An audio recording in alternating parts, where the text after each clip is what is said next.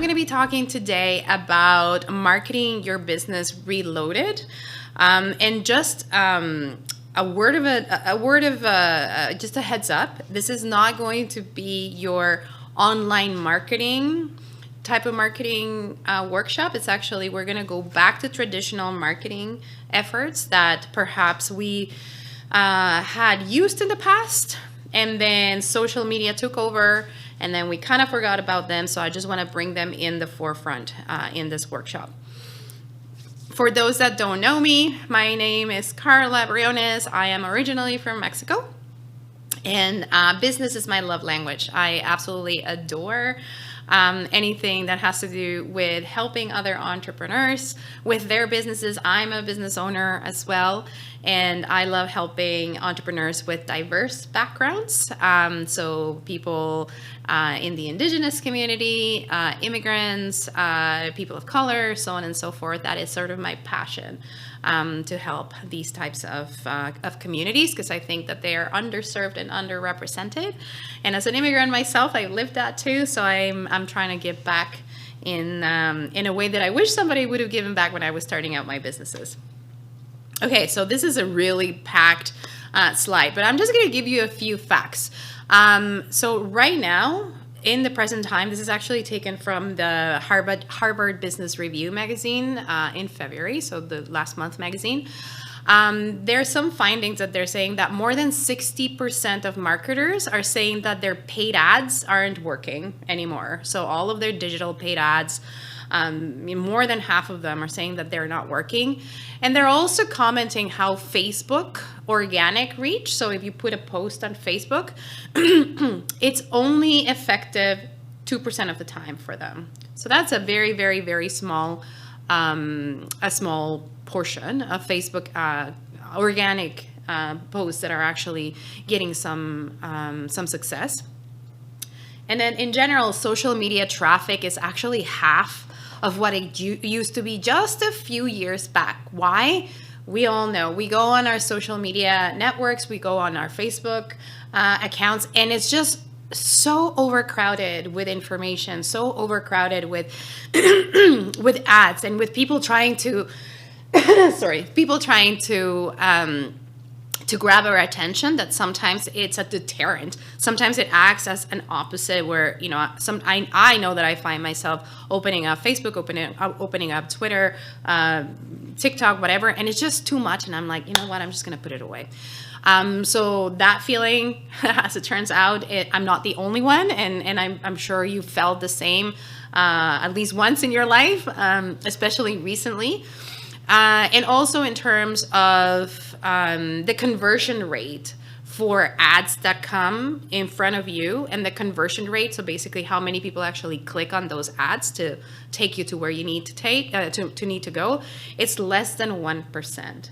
So marketers have realized that they're putting, you know, oodles and oodles of money on all of these digital choices, and they're having very, very little return on their revenue. Emails as well. Email marketing is great, but again, we're probably getting more and more emails, us as consumers every day, that is hard to keep up.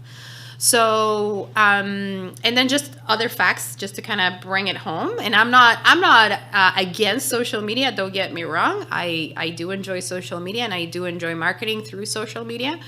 But I'm going to teach you, I'm going to put traditional media activities in the forefront. But in August 2021, and again in February 2022, marketers have actually predicted that the traditional advertising spending, so traditional marketing, not your regular social media marketing, is going to increase by 1.4 and then 2.9 respectively in general. But those companies that actually target to consumers, those B2C companies, they are predicting that they're going to increase their regular traditional, you know, like what we know, like the old school marketing. They're going to be increasing their marketing spend by 10.2%. Business to business companies. So if you have a service and you sell that service to a company, not to a consumer, these service companies or these B2B companies are going to be increasing their old school marketing budgets by almost 5%.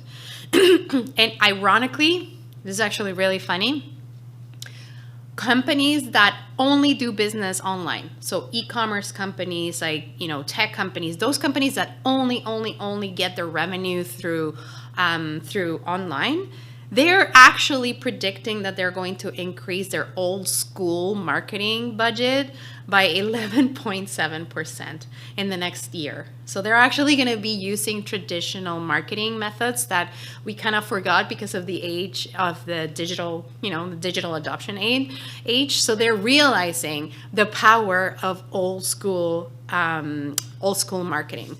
So I just want to say to everybody that is feeling very overwhelmed about how to use social media, how to use it effectively, what is it TikTok better than Facebook, than this and that, just relax. Social media is not going to be everything, and it shouldn't be everything in your marketing efforts.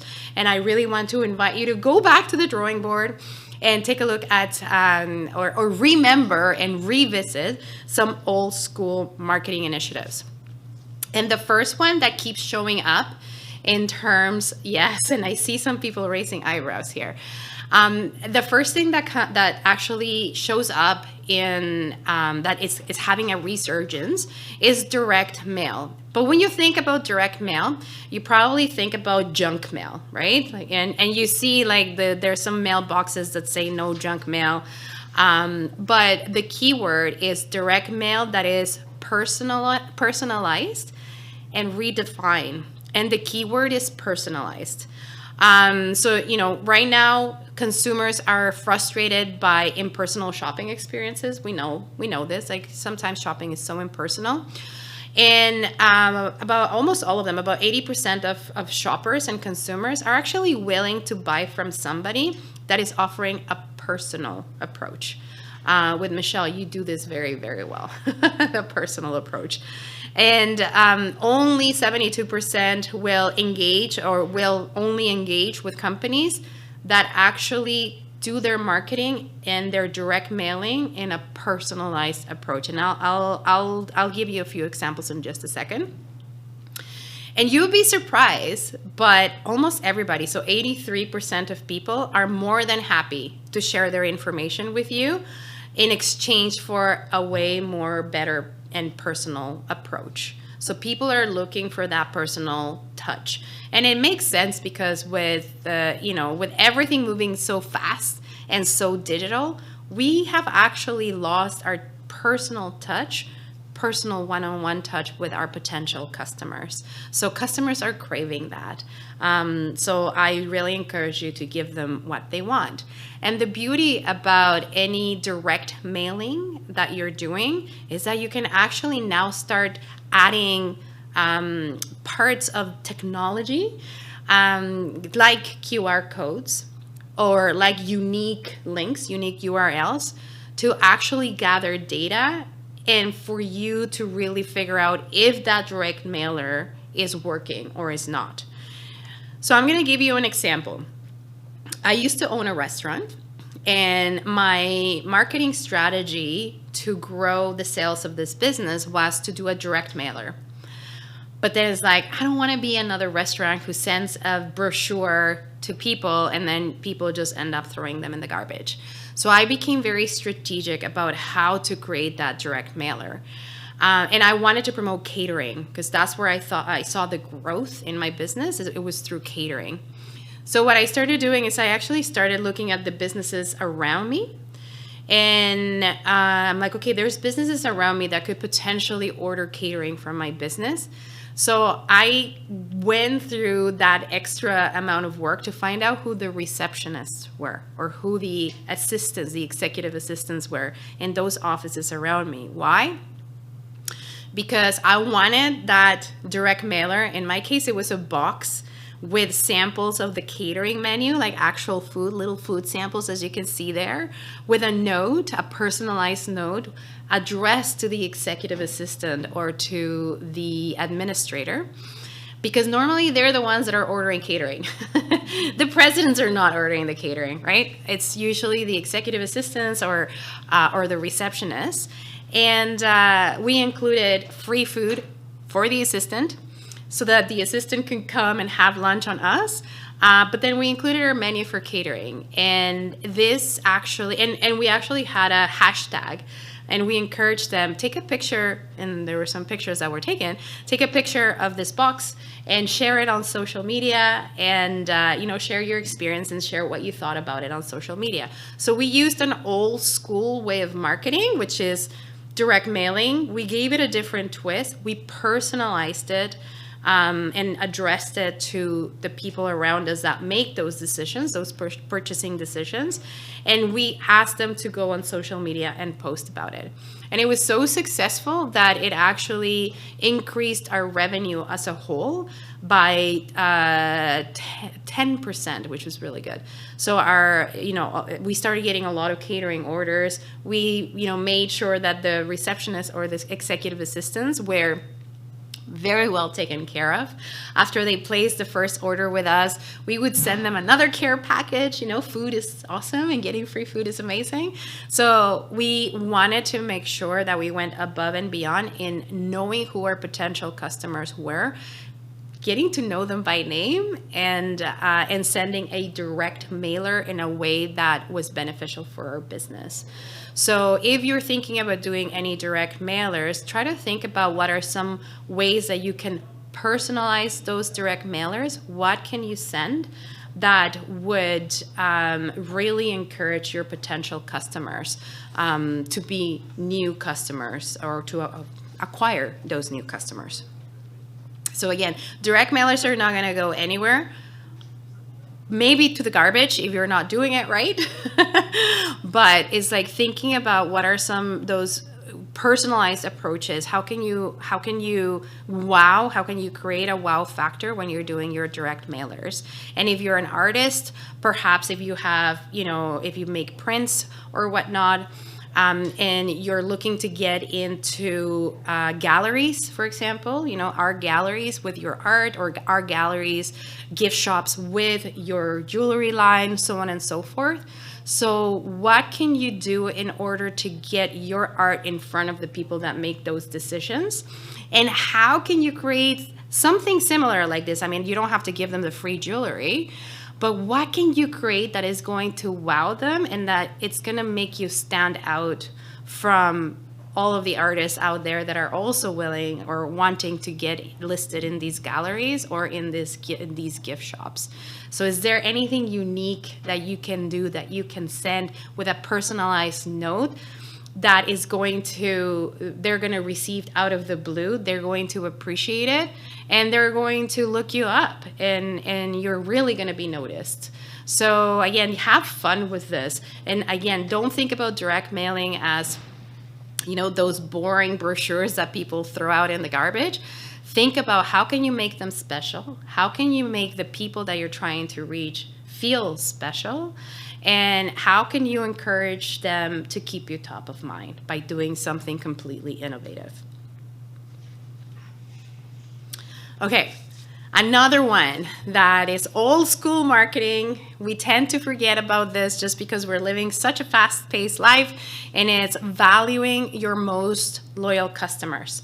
And I know that everybody who's done business in the past, you probably have a small group of key people that keep either purchasing from you, or they keep calling you back to do gigs if you're an artist.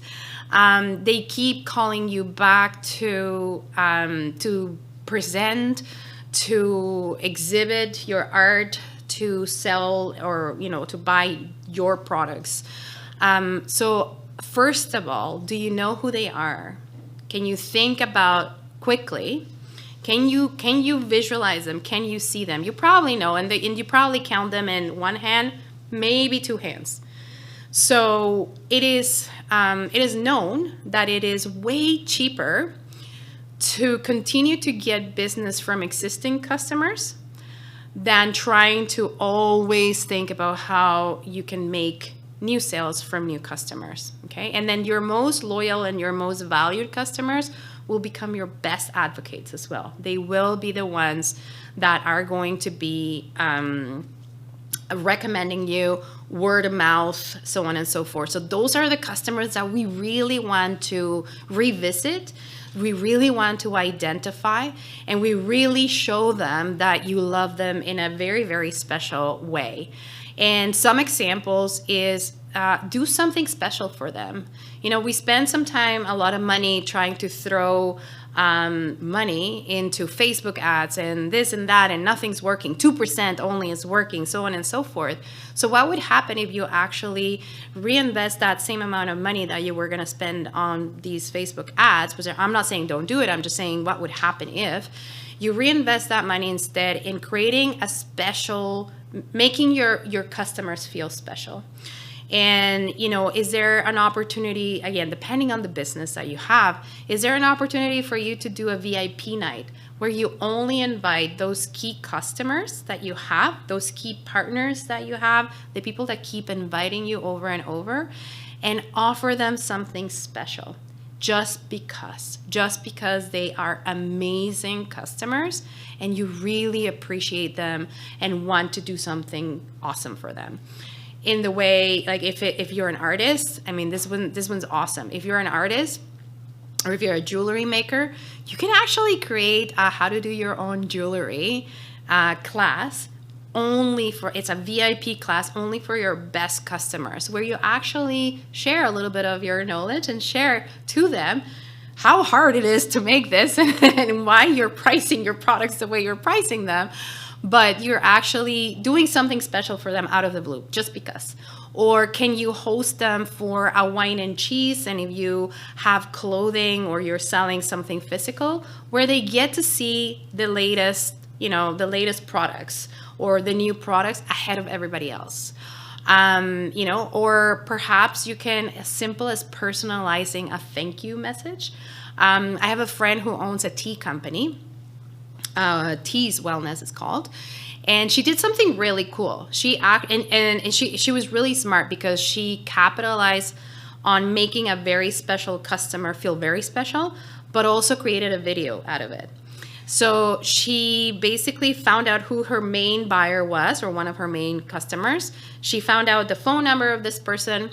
She calls her out of the blue. And while she's calling her, she's taping it, like she's recording herself, on with the speakerphone. And then the customer comes in and she's like, "Hi, this is Sheena. I am the founder of Teas. You're one of my best customers." And then the customer's like, "Oh my God!" First of all, they never expect the owner of the company to call them. And Sheena's like, "I just wanted to call to say thank you. You are amazing. It means a lot to me as a small business owner to have customers like you. It is what keeps us in business. And as a thank you, I'm gonna mail you, a set of our new teas, a new box of teas." And you wouldn't believe how this customer, she was so impressed, first of all, by getting a personalized call from the owner. And it was just a call to say thank you. And then she got, one of her favorite teas for free on the mail. Obviously, she ended up asking permission because she told her, "Hey, I'm recording you. Is it okay if I post it on social media?" So not only did she wow her customer, but then she was able to use that as a marketing tool to show the world that they really care about their customers.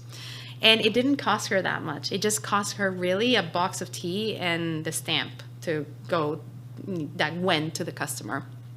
So is there anything that first of all, do you know who your most valued customers are? That's a question number one. Can you visualize them? Can you say their names? And if you can, how can you blow their minds so that they know how much you appreciate them? Because the moment they feel that extra special, that's when more word of mouth is going to happen. That's where more brand adoption is going to happen. That's when they're going to be talking about the experience with their friends, with their family members, and it's going to, at the end, not only create goodwill, but it will also create new business because they're probably going to be bringing more business your way through referrals.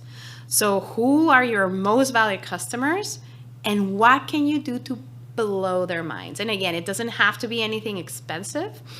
It doesn't have to be anything complicated, but so long as it's unique and you make them feel special enough, that they're going to continue to be customers for life and refer you more business, or refer more business your way.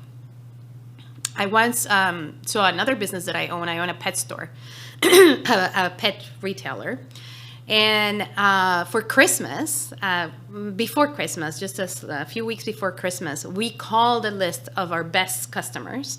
Now, the people that always come in and they always buy their food there, and they always bring their dogs, and we know their dogs' names and everything. We actually hired a Santa. And we had a VIP night. So after we closed the store for the general public, we had a little VIP night for those customers.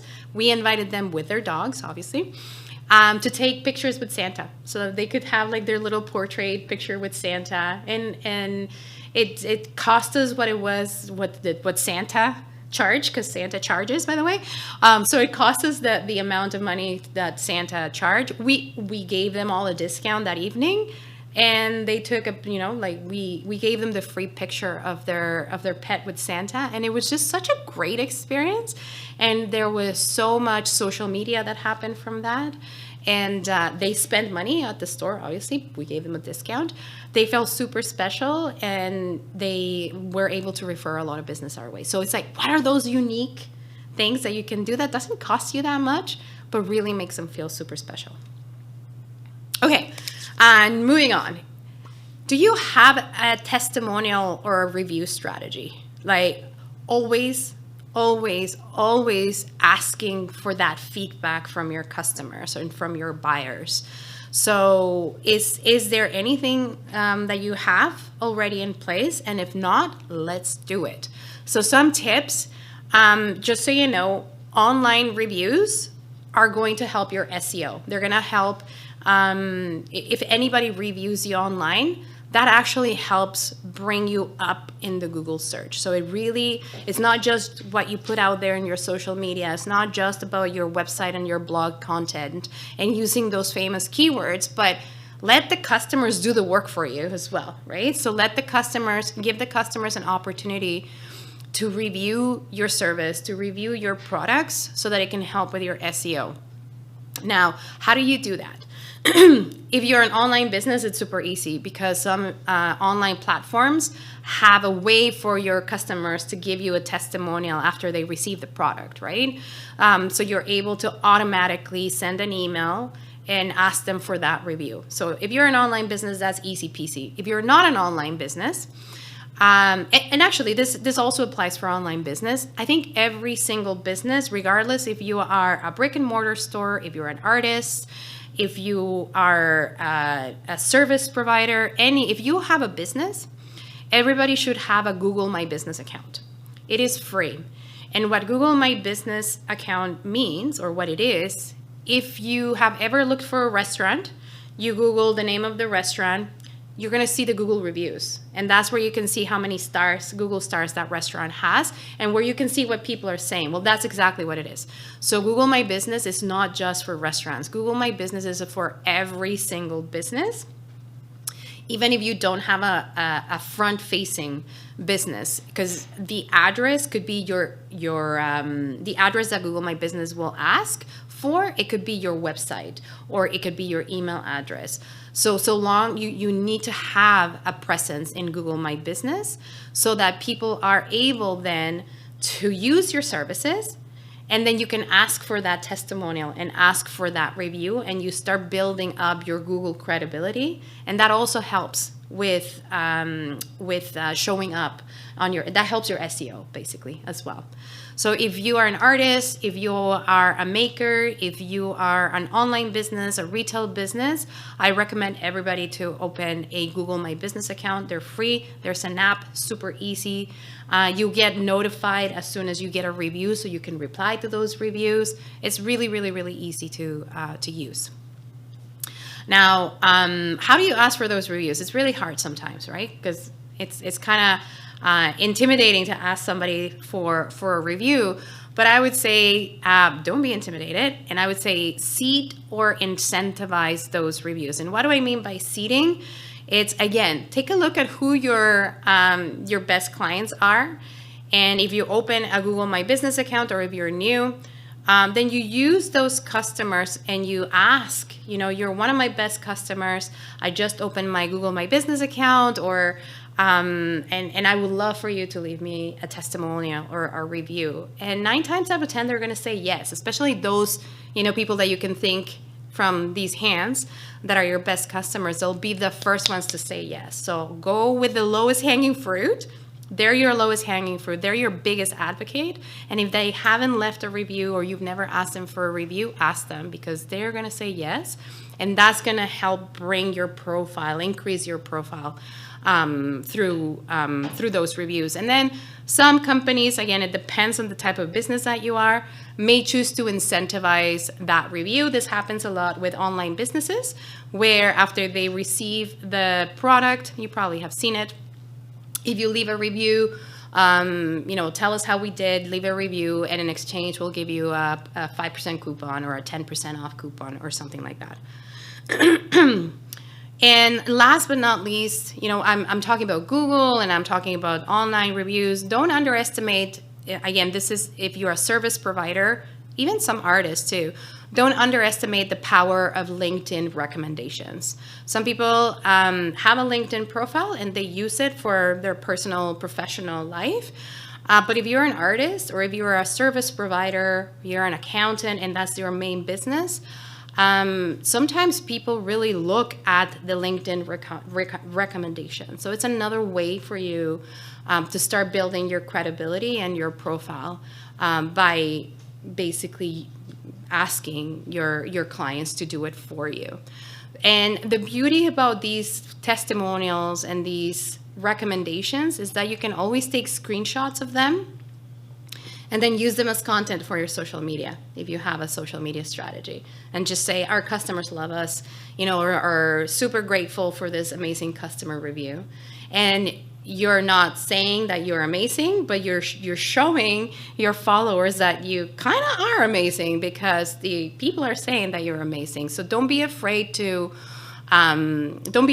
use those recommendations and use those testimonials as content for your social media, right? Just as proof that you have a great business, you have a great product, and you have something wonderful to offer, that somebody was kind enough and happy enough to give you a 5-star review. If there's any questions throughout, please let me know. I'm happy to answer them.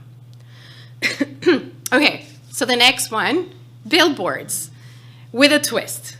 And you're gonna be like, seriously, billboards? Okay, hold on a second. It's not what you're thinking. So this again, another pretty heavy slide here. I'm gonna paint a picture here. 96% of Canadians, so almost everybody, is going to be traveling in a car every week. You're going to be traveling in a car, almost everybody, guys, 96%, either as a driver or as a passenger, okay?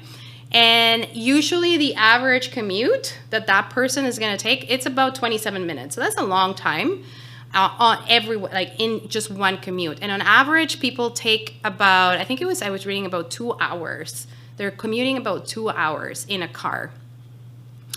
And then in a recent study by the Truckers Association, or Trucking Association, they basically said 98% said that vehicle graphics create a positive image for a company.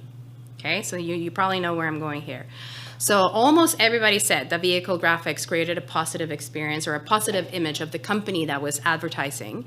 96% said that vehicle graphics had more impact than billboards. And 75% of people said that, they developed a really positive impression of that company and what they have to offer. And 29% of them would actually base a buying decision on that impression. So what I recommend, if you have a car and you drive, use your car as your moving billboard. It is incredible. And again, as I mentioned, I have a pet store. That's one of my businesses. And I am driving everywhere. Sometimes I'm doing deliveries. So I decided to wrap my car. And I know that not everybody wants to wrap their beautiful car. I get it. I didn't care. But trust me, this car got a lot of attention and it got us a lot of business. And it was cute, obviously. Like there's dogs and a cat and all of that. And it like drew a lot of attention. But it drew a lot of business our way because we were driving everywhere and it was hard. You couldn't miss our car. So these wraps can be costly, but there are other types of wraps that are actually removable. So they actually have a magnet. So you can do them in a big magnet. You can just put it on the side of the door whenever you feel like promoting your business. I say that always be promoting your business, depending on the type of business that you have. If you have a business where you're going to the houses of your customers, that's probably a great opportunity for you to promote your business with your car. So use your car. Again, everybody's commuting, and you probably have seen it yourself, You've seen the basement renovations and all of those trucks that have those cars that are wrapped. But you'll be surprised how many businesses that are in different industries do it and do it very successfully. So I encourage you to see, is there an opportunity for you to create, at least to try it, to test it with like one of those removable magnets? I think you can get them in Vistaprint. Do you have one? I've had it for years. Amazing. I get my sister to put it on hers too. Oh, so you get families to exactly, always be promoting. And it's such an easy way to promote your business. You don't even have to think about it. I've just got my company, my website. Just the website. Number, amazing. And one in the back, and I have 2 magnets on the side. Perfect. And if you have a website that is easy enough to... People will call while I'm driving. Really? I'm following you. That's amazing. So there you go. That is the power, and it works. It definitely works. It's inexpensive, absolutely, and it's effective. So if you have a vehicle, if you have a business, if you have a website, it's an opportunity to really promote your business very effectively. Depending on your business, the type of business that you do, lawn signs work. They actually work. Obviously, this is not a business lawn sign, but it really depends on the type of business. There's interior designers, there are cleaning companies, there are all of these different companies that go to people's homes.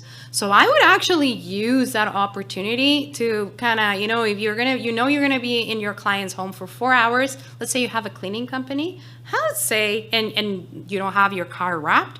Then, use the time that you're going to be cleaning inside your customer's home as an opportunity to advertise on their lawn. Obviously, don't forget to take the lawn sign back with you when you leave. But they really, truly, truly work. So if the type of business that you have lends itself for you to use lawn signs, then by all means do it. And it's also inexpensive. I see you smiling here. I've done it before at trade shows. When I'm at a trade show, I put my signs on the street. The street close by. Yeah, that's great. That's amazing. They took them down. Of course. I mean, you do have the risk of people taking the things down, but the city doesn't like when you leave them on the street. Yeah, that's what I'm saying. Just take them with you when you leave. I know.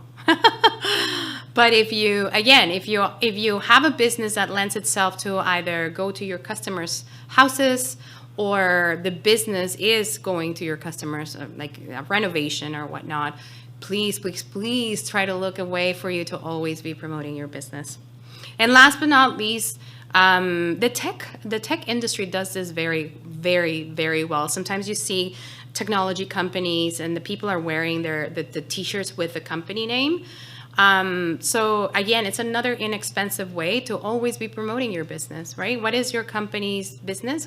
If you're an artist, then put the name of whatever your business is called. If it's you, then just put your name. Like, always be promoting, and always pique the interest of people around you when you're walking. And I have a friend who does this very, very well. She owns a math tutoring company.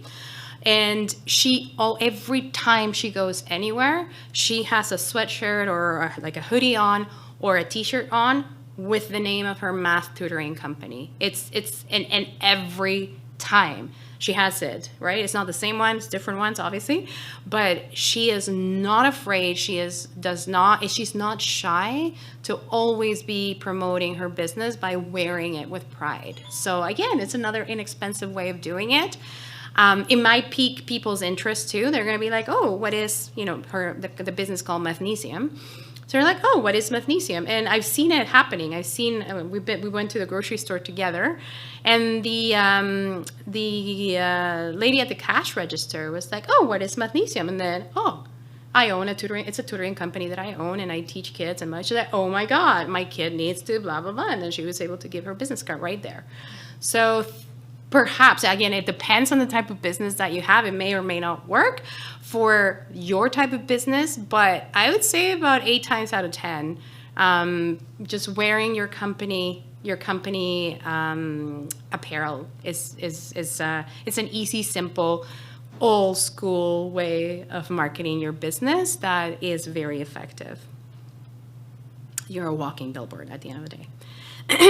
Okay, so another way to market your business is to use the new radio. And by the new radio, I mean podcasts.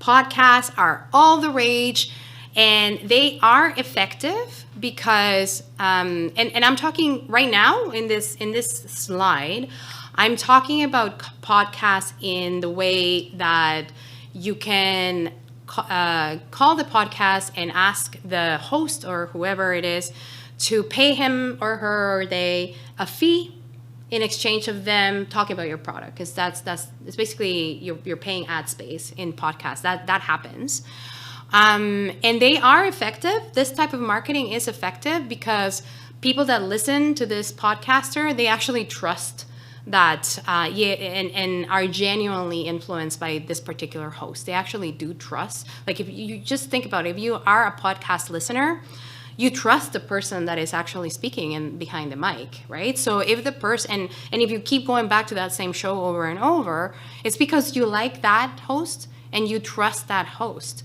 So if the host likes your product and is open to promoting your product on air, then the listeners are actually going to listen and they're going to be influenced by what this host has to say. And in a study, it actually found that 45% of podcast listeners believe the host of their favorite podcast actually use the products that they advertise. A lot of the times they don't, obviously, but about half of the listeners, they actually believe that this podcaster uses the products that they endorse. And almost half of podcast listeners will pay more attention to podcast advertisement than those of any other format. So than TV advertisement, than any type of advertisement. And it's true, because I know that sometimes I listen to podcasters, and then the podcaster is like, usually in the middle of the show, is like, yeah, and I use this software and this is awesome, and it's a software that I might be interested in. And I was like, and I actually do pay attention to what they say. It depends. Like, sometimes they may have enough influence over that I will actually go and look at whatever they're promoting. Sometimes, I may not be interested in it, but I tend to listen to these types of advertisement more, and I don't fast forward it. I just listen to it, than if I were watching TV and a commercial. I just go, get a glass of water during commercials, or on YouTube. Oh my God, I skip the ads on YouTube all the time. I don't even watch them. But when I'm listening a podcast and the host is promoting something, I very, very, very rarely skip over it. So, how do you find out about podcasters? Yeah, so basically you go to the podcast app on your phone. If you have an Apple phone or an iPhone, there is a podcast app, and then you can start researching all of these different podcasts. Spotify also has them, and every podcast usually has a website.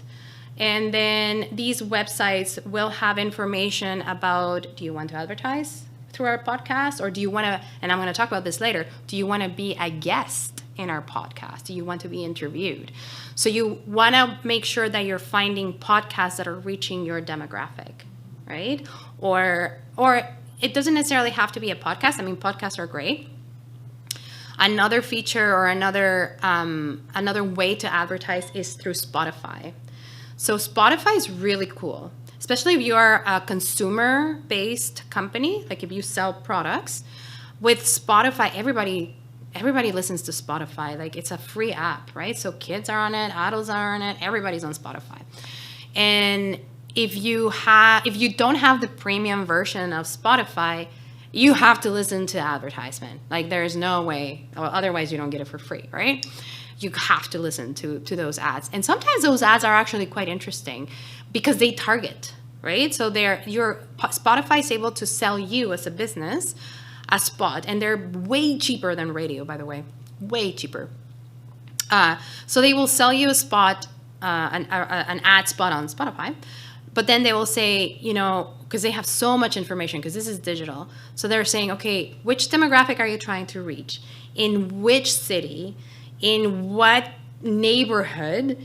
And then the ads will only play to those individuals. So they're able to actually like super target your ad so that the people that are listening to those ads, to your ads, are your potential ideal customers. So I'd say don't underestimate the value of traditional marketing, which before we used to do it through radio stations. But now, how can we transpire those, that way of marketing into today's age through podcasts or through Spotify? And how can we get in there? Because we know, statistically, that people are listening and people do pay attention. So, so are there any podcasts worth investigating that would reach the demographic that you're trying to reach, right? That would potentially open different markets for you. I really love this one. This is not necessarily traditional marketing, but I just want to bring the attention at not underestimating the power of the crowd that is 50 years old and over. They have money, exactly. And again, I'm going to give you some statistics. This is crazy. I did the math today. About 40% of the population in Canada, almost half of the population in Canada is 50 years or older, okay? And the median age in Canada is 41. So we're an older nation, my friends. We're a wise nation, okay? So don't underestimate the value that 50 plus people could potentially bring to your business. And this is really sad, these statistics, that they say that 5 to 10%, only 5 to 10% of marketing budgets are devoted to winning this demographic over. That's a tiny piece of budget.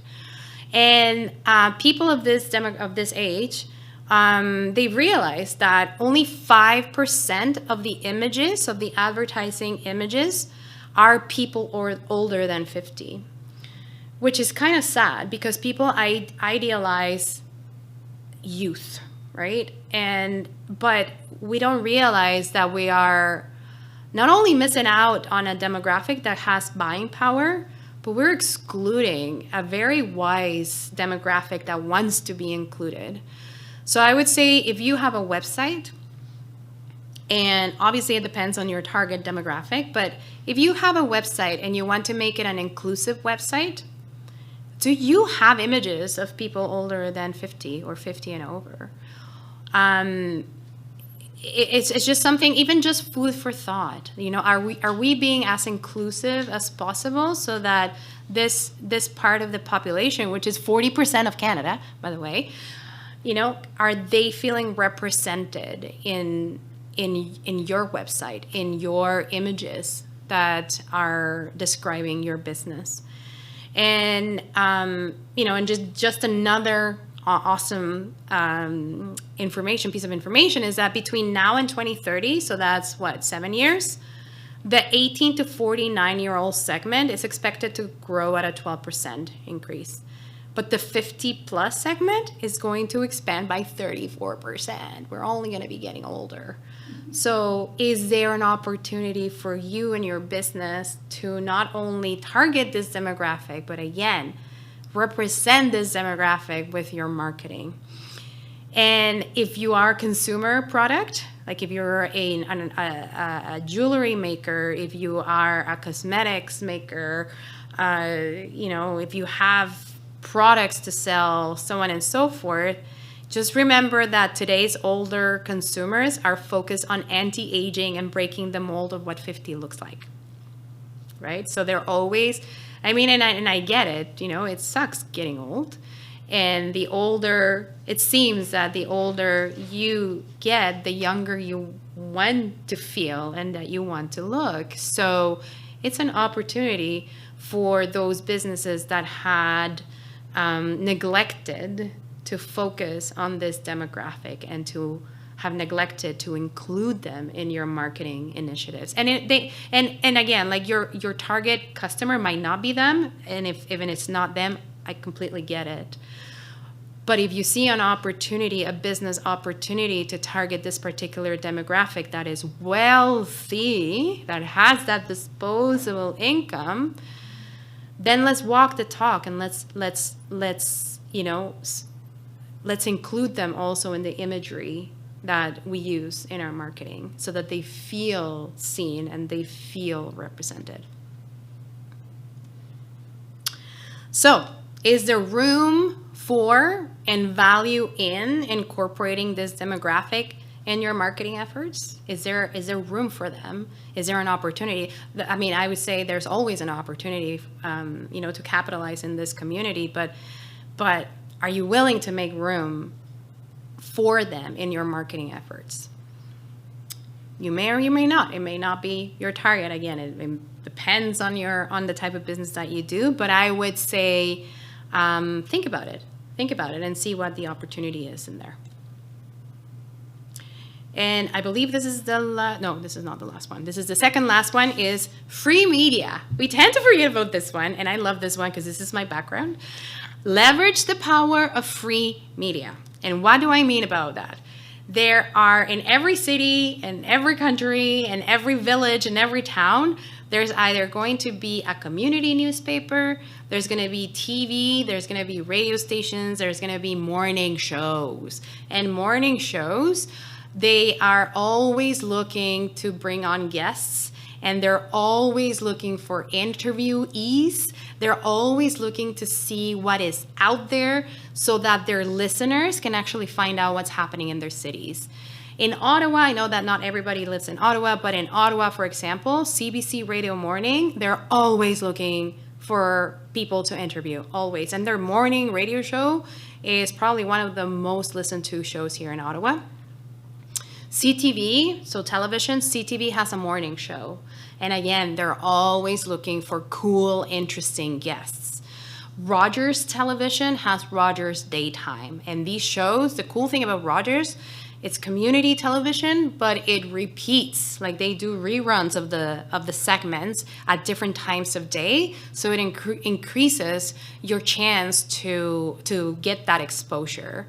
Blogs, they're always looking for guest posts, because if you're a blogger, sometimes you ran out of ideas of what to write about. So if there are blogs that you're interested in that kind of target your same demographic, perhaps you can approach the blogger and say, hey, would you be interested in me providing you with a guest post? And I can talk about this, and this is something that your audience might be interested in.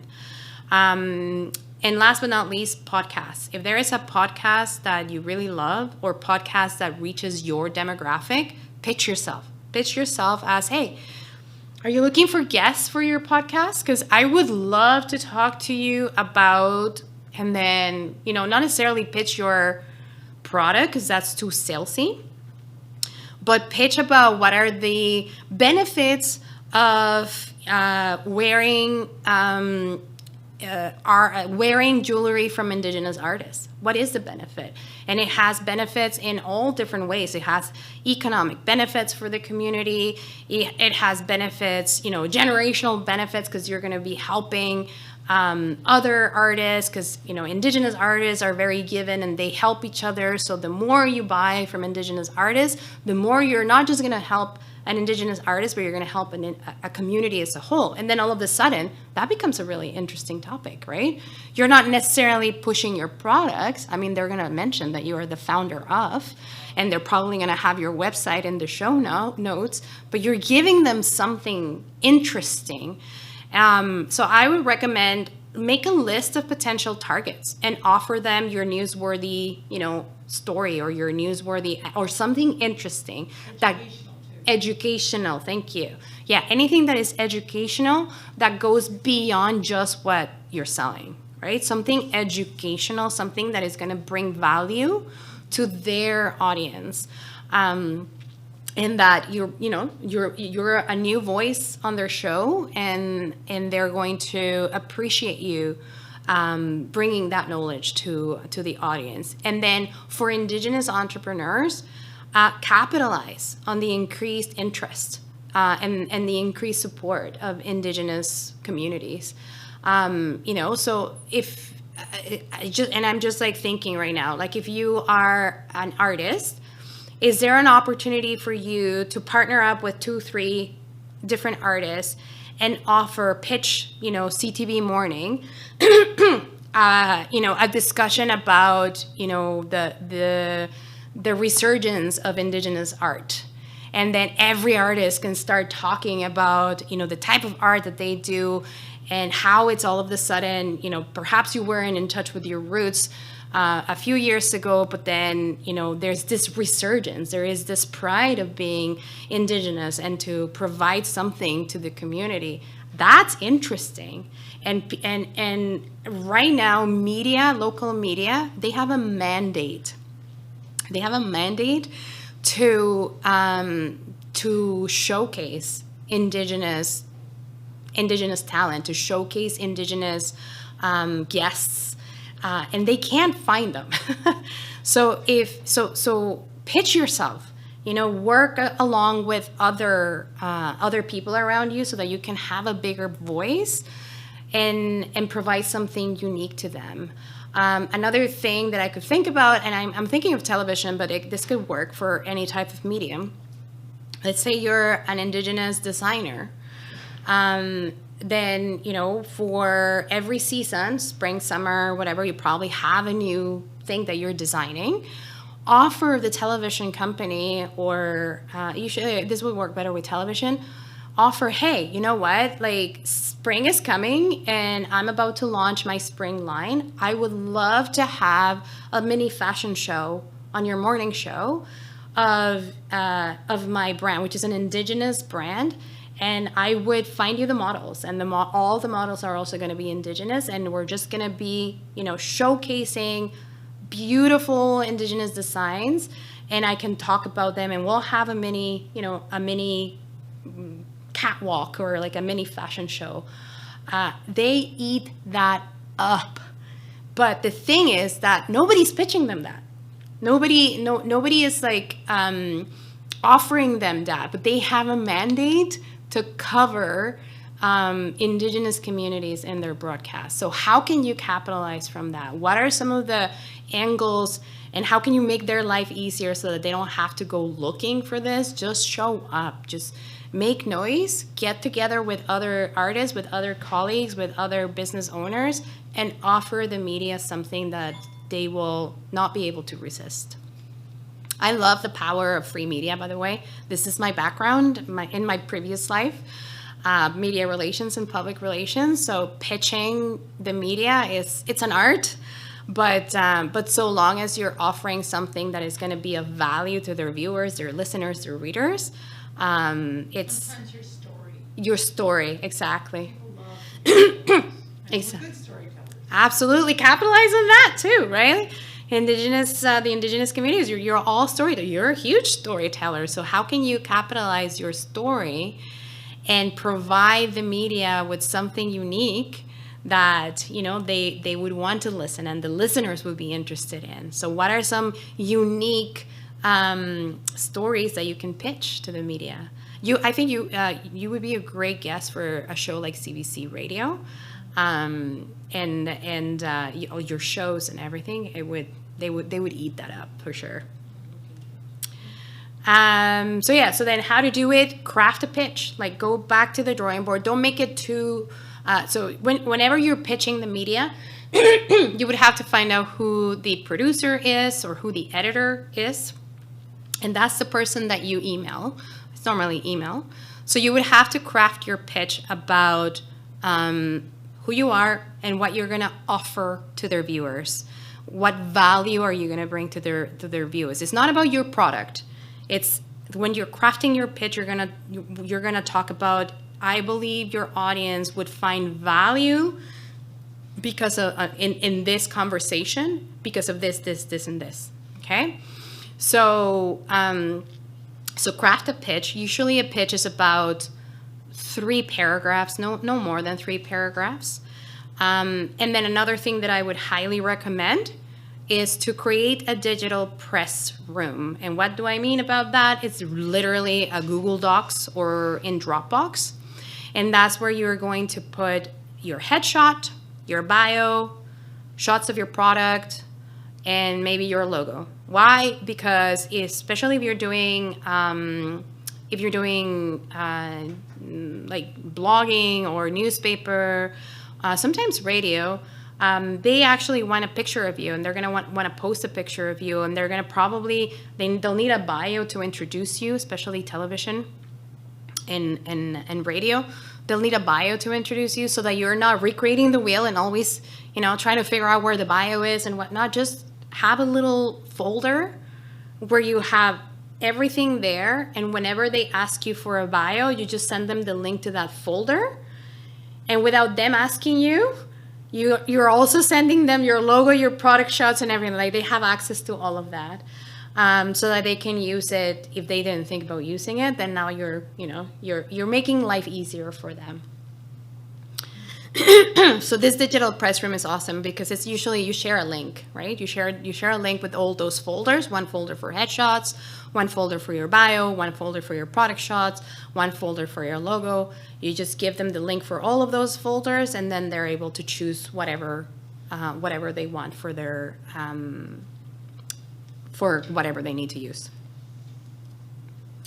And last but not least, this is the last one. And the last one is to capitalize and to take advantage of awards. If you really think about it, there's awards for everything. There's like the 40 under 40. There is like the best of, and I'm talking Ottawa, but every city, every town has their own awards. Ottawa has the Best of Ottawa Awards, Faces Magazine. Like, try to Google Business Awards Ottawa, or wherever you live, Business Awards Maniwaki, if there is any, or some sort of awards Maniwaki, or just try to Google what awards are there, because there's lots of local awards, trust me. And nominate yourself. Nominate yourself. Do not be shy about nominating yourself. Why? People laugh about this. Nominate yourself. Like, have enough courage to put yourself out there and to say, you know what? I am good enough to win this award, or at the very least for people to know about me. Because once you submit your application, there's going to be people that are going to be looking through those applications and judging. So at the very least, it's a way to promote your business and to promote yourself. You're nominating yourself. Somebody else is going to have to read about yourself. There, as I mentioned, there is 40 under 40, local chambers of commerce, there's industry award. And why this is important? First of all, because I want you to know that you are deserving of an award.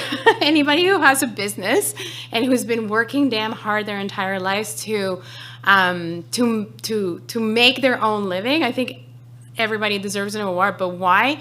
Because award winning, just putting award winning is going to be an adjective that is going to, when you precede that adjective, when you precede that with your business name, is all of a sudden going to put your business in a completely different level. right? So it's going to add prestige to your business. So, and it's okay to nominate yourself, everybody, okay? So there may be some awards where you're not allowed to nominate yourself, but let me tell you, pretty much every business owner does this. They self-nominate. This is, 40 under 40, like all of these Forbes awards and whatnot, when there are call for nominations and people do it. Why? Because it's easy marketing. That's it. So don't think of it as being like egocentric or, don't think about that. Just think about nominating yourself for an award as just another marketing initiative for you. Just think about it as marketing. And then once you win those awards, because I know you guys are going to win these awards, leverage those awards to your advantage. And this is where you start putting it everywhere. Award-winning artist, award-winning entrepreneur, award-winning whatever. And you use those awards as content in your social media as well. So you just start, and again, just much like testimonials, right? People give you a testimonial, take a screenshot, you use it as content. You win an award, man, that's going to be social media content for days. So don't underestimate the power of putting your name in the hat for an award. And don't underestimate the power of self-nominating. Everybody does it. And that's it. So in summary, digital is crowded. We all know this. We all feel this. So let's go back to traditional ways of marketing and let's stand out with a multi-channel marketing approach. I'm not saying leave social media or leave digital behind. All I'm saying is that pay attention to those traditional ways of marketing, and perhaps you can incorporate one or two that you saw today to your other types of marketing that you're doing to give you an even stronger profile with potential customers. So, what new old way of marketing can you action today? Thank you. Hopefully this was useful. So thank you so much, guys.